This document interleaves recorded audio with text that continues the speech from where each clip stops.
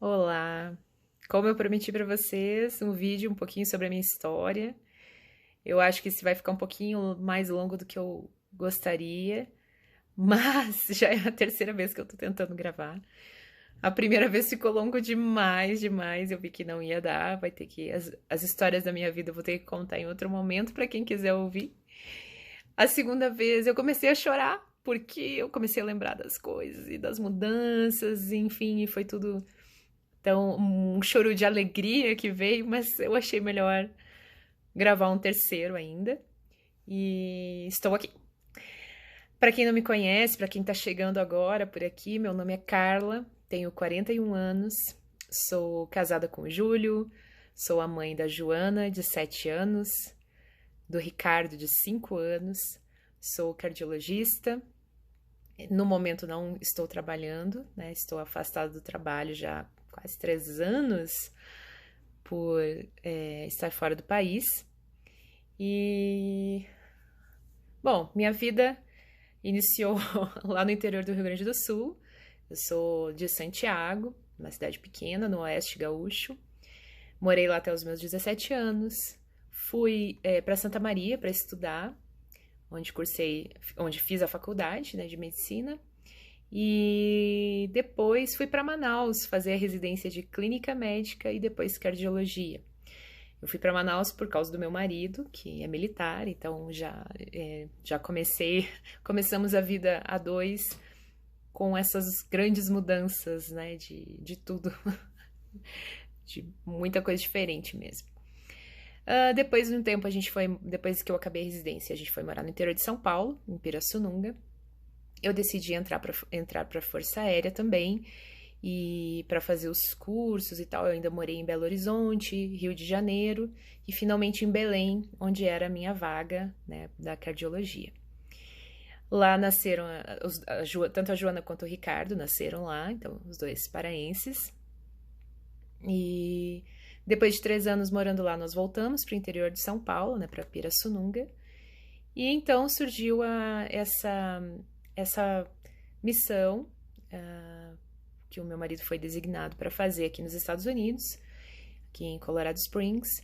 E na época, nossa decisão conjunta foi eu sair da aeronáutica porque eu não poderia acompanhá-lo, pela parte burocrática mesmo, mas ao mesmo tempo eu não estava feliz com a medicina que eu estava fazendo, com a cardiologia que eu estava fazendo, né? E história para outro momento. Mas enfim, saí da FAP. E chegamos aqui, já estamos no final do nosso terceiro ano aqui. Em junho, provavelmente, retornaremos ao Brasil.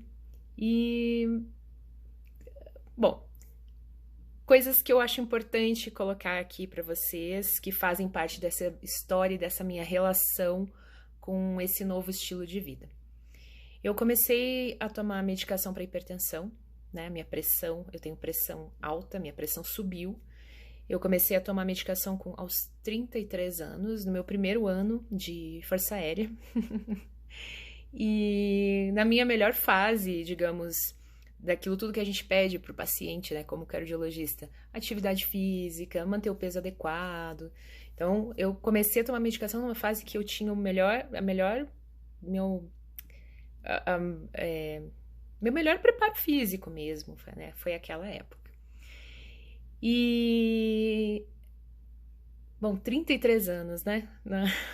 É cedo, mas era o que eu estava vendo também no consultório. Os pacientes cada vez mais cedo com hipertensão, com diabetes, com síndrome metabólica, obesidade e tal.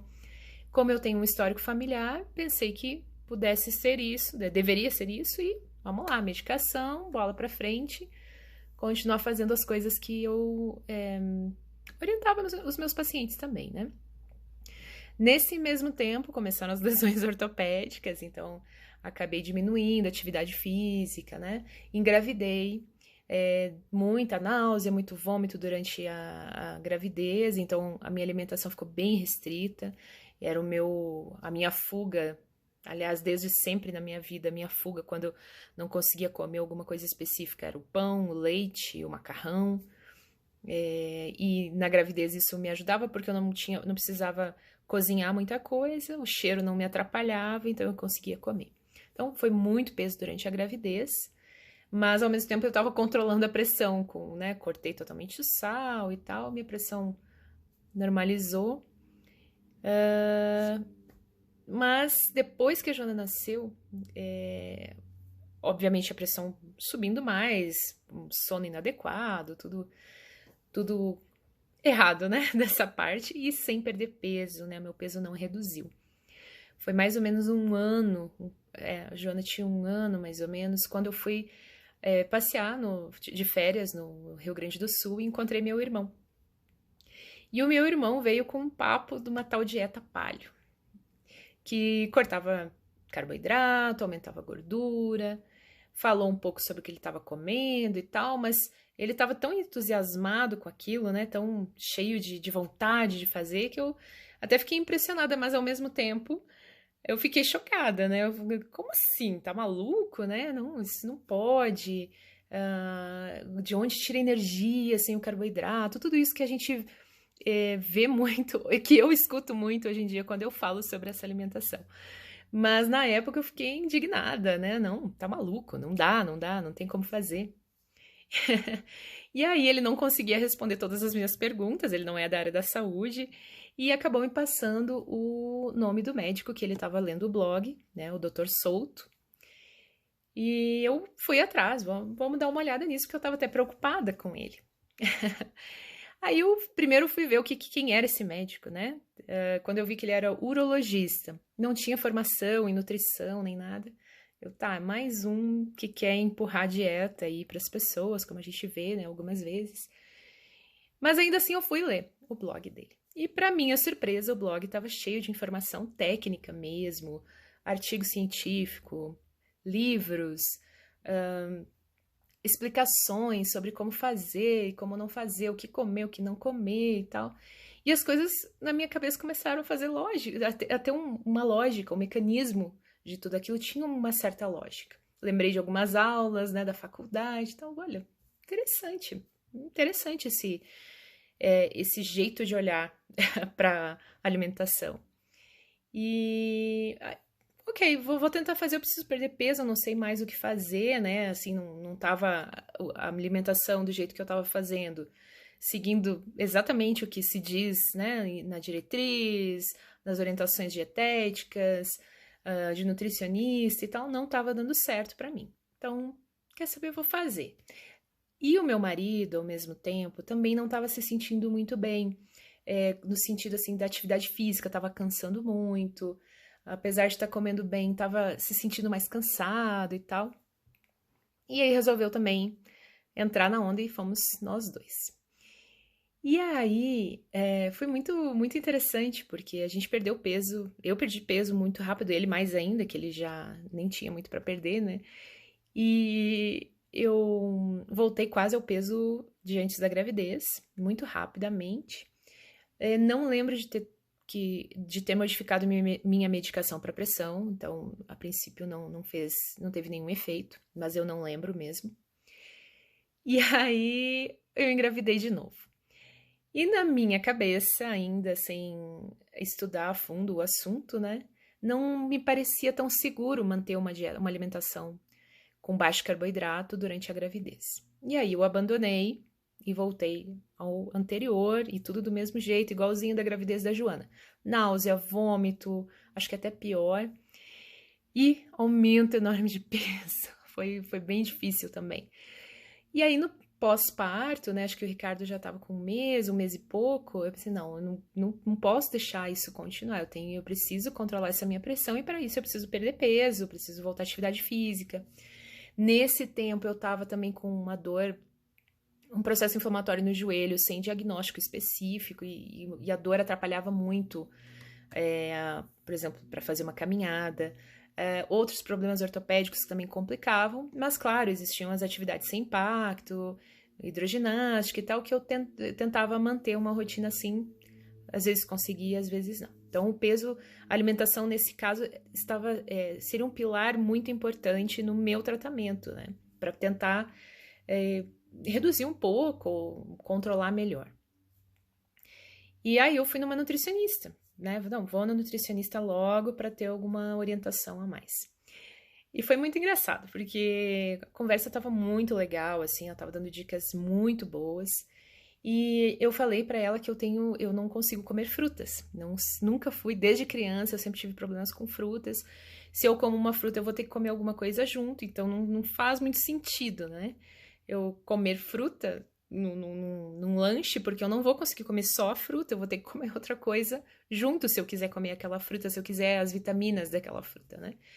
Então eu queria opções mais saudáveis que pudessem me ajudar nesse processo.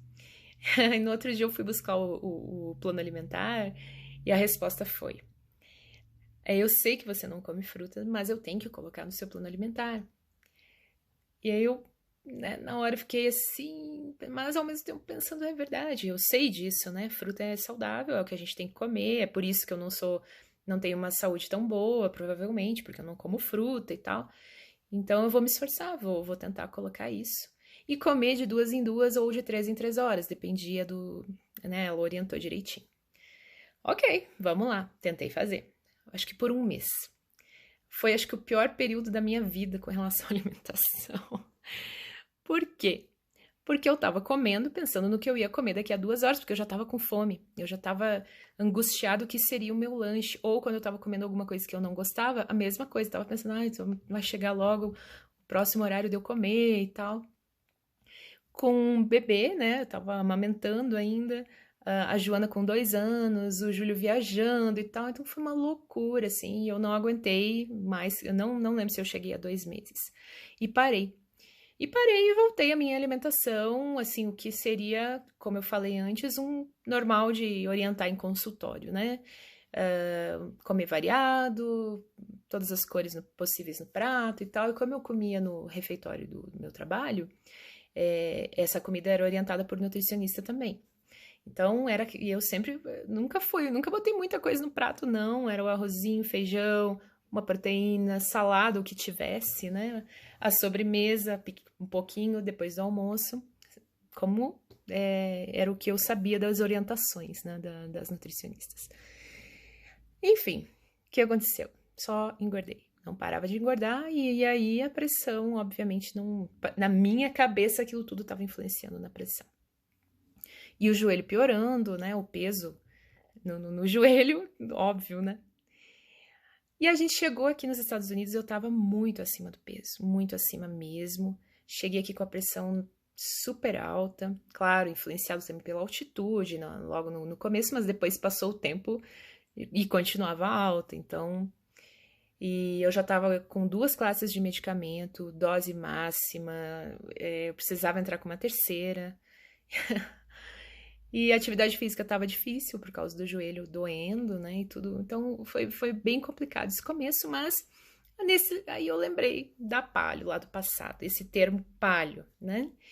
E pensei, bom, eu posso aproveitar para estudar um pouquinho o inglês, né? Essa parte de alimentação, conhecer os ingredientes, as medidas, o processo. E aí eu comprei uma revista que eu encontrei no supermercado, só sobre paleo, eram receitas paleo.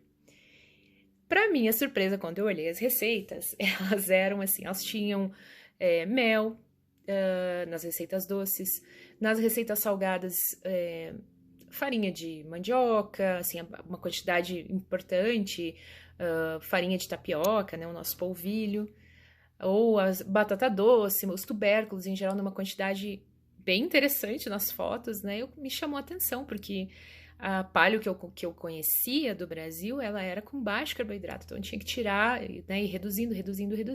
Não quer dizer 100, obviamente, mas me chamou a atenção a diferença aí nas proporções.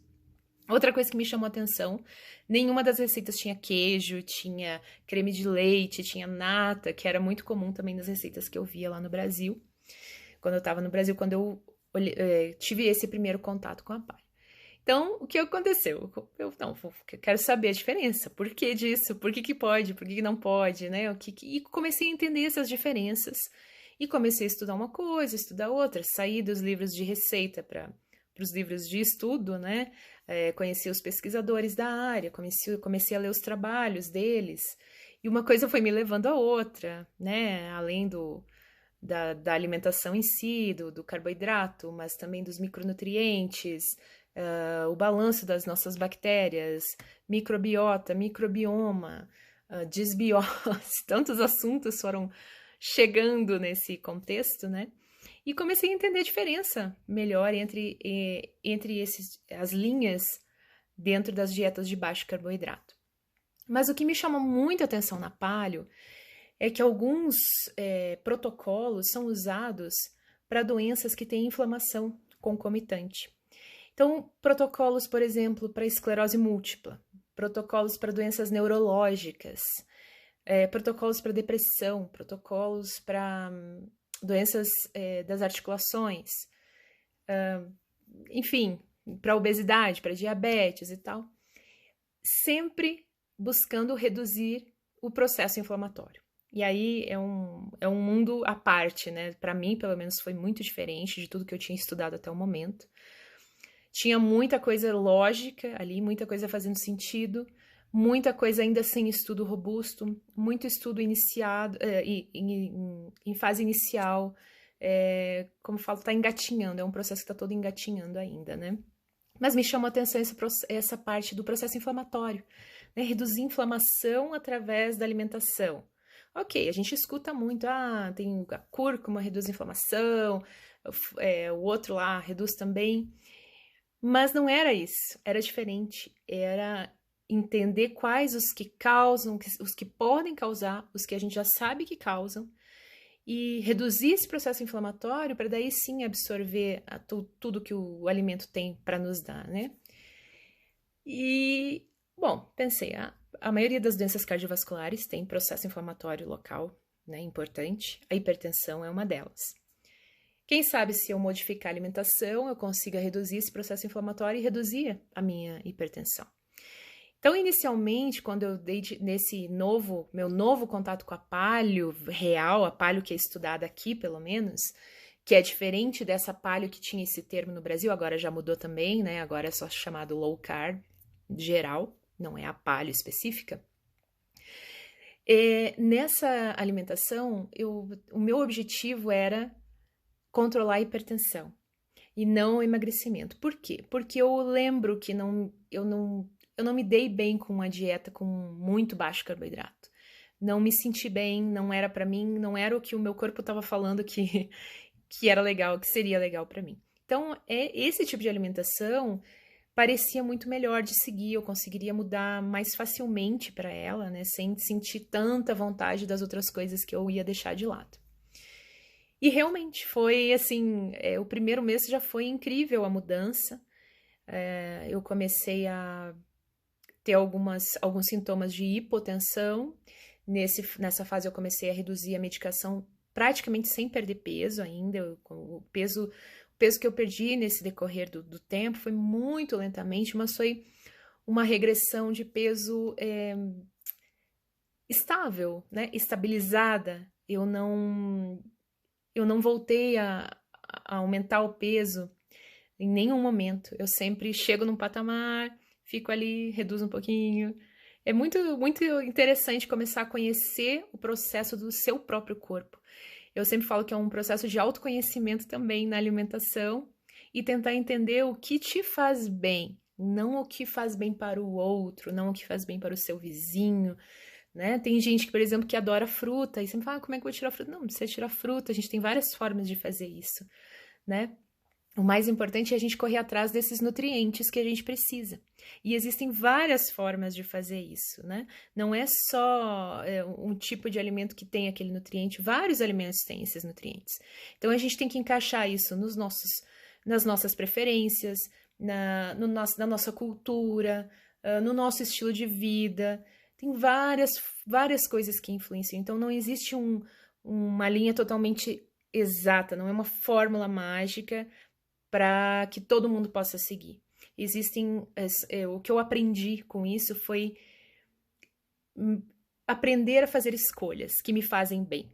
Então, a mudança desse estilo de vida, né, a aderência a esse estilo de vida, foi exatamente isso, foi aprender a fazer as escolhas, a colocar na balança o que me faz bem e o que me faz mal e optar pelo que me faz bem, ou às vezes até eu opto pelo que me faz mal, sabendo o que vai acontecer depois. E com isso, o que aconteceu depois de 2 anos?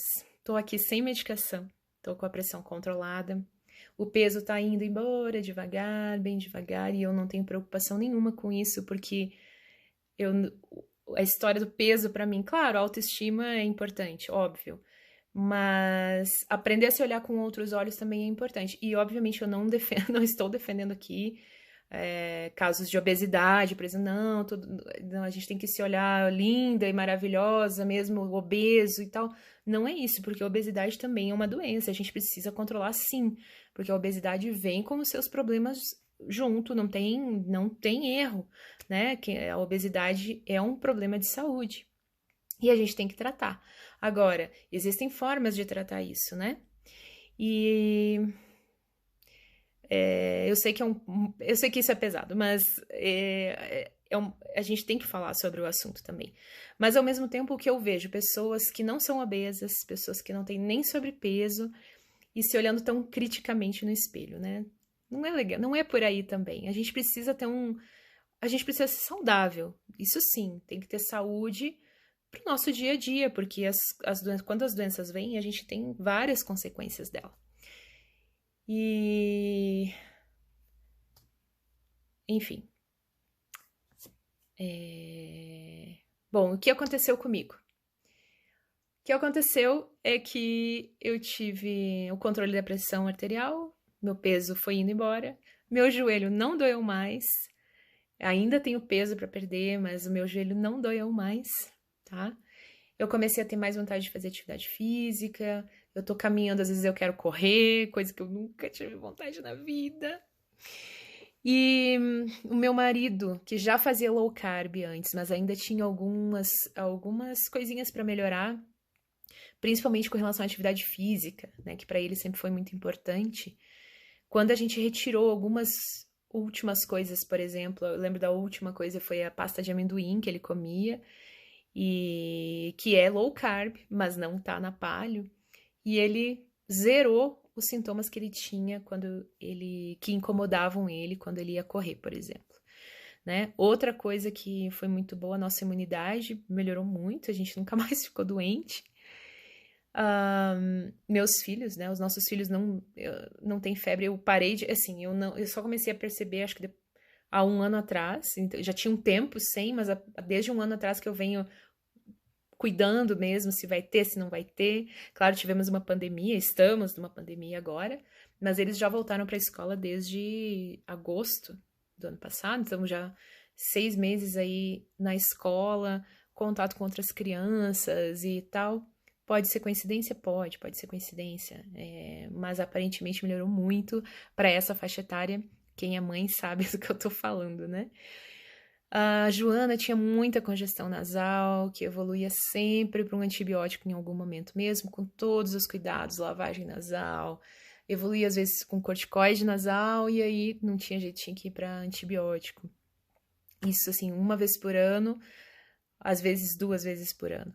E agora, ela não tem mais nada, ela não ronca mais à noite, ela não tem nada. E assim, os cuidados que a gente tinha antes eram muito maiores que agora. Agora a gente viaja, por exemplo, vai pra montanha, frio pra caramba, carpete no quarto, né? Ventilação central, que a gente não sabe se é limpo, se não é e tal, né? Então tem muita coisa envolvida aí e que ela não. E assim, não causa mais nenhum problema pra ela. O Ricardo já sempre foi mais saudável mesmo, nunca teve nenhum problema. Mas estão crescendo super bem, então. E assim, não tem como ser ruim, né? Para quem vê as fotos das coisas que a gente faz aqui em casa, não tem como ser ruim, né? E eles comem bem as frutas, comem os vegetais, as carnes, gorduras, tudo isso de uma forma bem tranquila, bem natural, sem estresse, sem neuras, eles já sabem porquê de algumas coisas, que a gente não tem algumas coisas em casa, mas também sabem que eu não proíbo eles, a gente não proíbe nada. Se a gente tá comendo fora e tal, nos restaurantes aqui costuma ter leite para criança, né, como para refeição, e eles às vezes pedem. A Joana já tá numa fase que ela não pede mais, ela por ela mesma, então não. Até o acompanhamento, às vezes, quando pede uma carne ou tal, o acompanhamento ela pede vegetais ou ela pede uma salada. Até pouco tempo era mac and cheese, que é um macarrão com queijo, ela pedia, nunca falamos nada para não pedir. E ela mesma foi trocando, provavelmente pelo paladar e tal. E o Ricardo tá na fase ainda de querer experimentar. Agora ele tá experimentando muito, muito mais coisa, mas ainda tá numa fasezinha complicada. Mas tá indo super bem, na minha opinião, assim, vendo o jeito que eles comem, eu acho. Tô bem orgulhosa do trabalho que a gente tá fazendo aqui em casa. Se vão manter uma incógnita, né, pro futuro deles, mas o que eu sei é que eles vão poder fazer as suas escolhas conforme o que eles acharem melhor para a vida deles, né? Mas eu sei que eles já vão ter o conhecimento dos alimentos, eles já vão conhecer os sabores, eles já vão optar sabendo o que tem pela frente. E aí é com eles, não é mais como conosco. Mas eu tô muito, muito feliz porque depois dos 40 anos eu tô me sentindo tão bem com relação à alimentação, sem culpa por não comer a fruta e me sentindo realmente bem, realmente saudável, sem aquele cansaço, às vezes, né, que a gente não sabe de onde vem, aquelas dores que a gente não sabe de onde vem, é a idade, é isso, é aquilo, e ninguém responde nada pra gente, né? Eu sei que os pacientes às vezes chegam pedindo, chegam querendo saber o que tem, e às vezes a gente não tem essa resposta. E hoje eu fico pensando, nossa, quanta gente eu podia ter ajudado. Eu lembro de cada caso que eu tive dificuldade de trabalhar, de exames alterados e a gente não conseguir melhorar com tudo, seguindo tudo. Por quê? Porque cada um é de um jeito. Não, a diretriz não é feita para todo mundo, né? Cada um tem um jeitinho, cada um tem o seu equilíbrio, tem a sua maneira de encontrar o seu equilíbrio. E é isso que eu acho que a gente precisa trabalhar mais. E para isso a gente precisa ter informação, e é por isso que eu decidi começar a falar sobre o assunto, mesmo sendo um assunto bem controverso, mesmo eu sabendo que muitos profissionais de saúde vão discordar bastante de mim, né? Mas eu acho que quando a gente tem uma coisa boa nas mãos, não dá para ficar quieto, não. Então, as dúvidas de vocês vão me trazendo e eu vou ter o maior prazer de esclarecer, até porque o que eu não souber eu vou atrás e vou estudar melhor para passar para vocês. E espero melhorar a vida aí de quem está procurando uma saída diferente. Beijão para todo mundo.